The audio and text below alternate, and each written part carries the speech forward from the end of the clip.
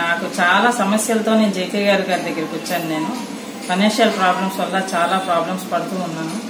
దానికోసమని జేకేఆర్ గారి దగ్గరికి వస్తే నాకు సరైన పరిష్కారాన్ని చూపించారు. దానివల్ల చాలా హ్యాపీగా ఉన్నాను. ఇప్పుడు శివాయ శ్రీమాత్రే నమః.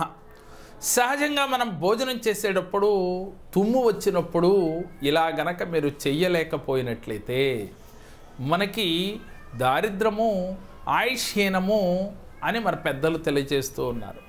సహజంగా మనందరికీ తెలుసు, మన ఇళ్లలో పెద్దవాళ్ళు ఎవరున్నప్పటికీ కూడా చెప్తూ ఉంటారు, భోజనం చేసేటప్పుడు తుమ్ము వస్తే వారి చిటికిన వేలిని నీళ్ళలో పెట్టడం కానీ చేయమని చెప్తూ ఉంటారు.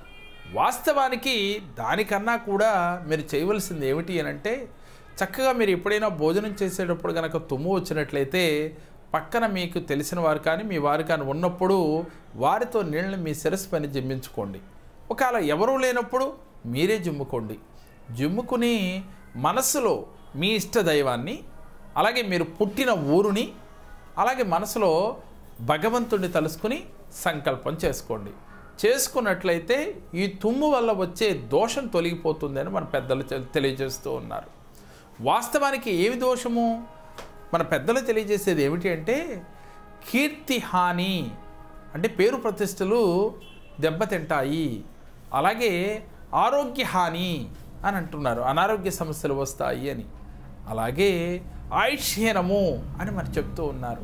మరి ఇన్ని సమస్యలు ఉన్నాయని మన పెద్దలు చెప్తున్నారు కదా, దాని నివృత్తి ఏమిటి అనేది చాలా చిన్న రెమెడీ. కాబట్టి ఇప్పటి నుంచి అయినా, ఇప్పటి వరకు తెలుసో తెలియకో మనం చేసి ఉండకపోవచ్చు, చేసి ఉండవచ్చు. చేసి ఉంటే సంతోషం, చేయని వారి కోసమే ఈ వీడియో చేస్తూ ఉన్నాం. ఈ చిన్న క్రియ చేయండి. ఇది నమ్మిన వారికి మాత్రమే సుమా, ఇది నిజమా కాదా అనుకునేవారు ఈ వీడియో మీకు ఉపయోగపడదు.